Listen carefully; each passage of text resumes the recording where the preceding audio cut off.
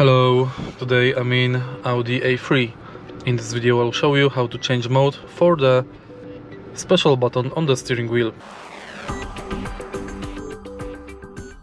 Currently, when we press it, we'll mute and unmute the radio. Now, take a look at the screen display and from the menu go to Car.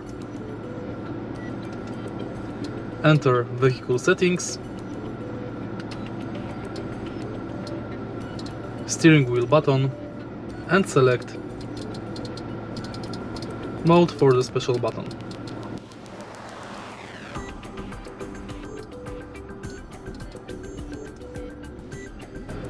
Now let's press it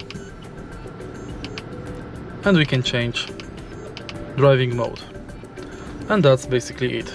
If you find this video helpful, please leave a like, comment and subscribe.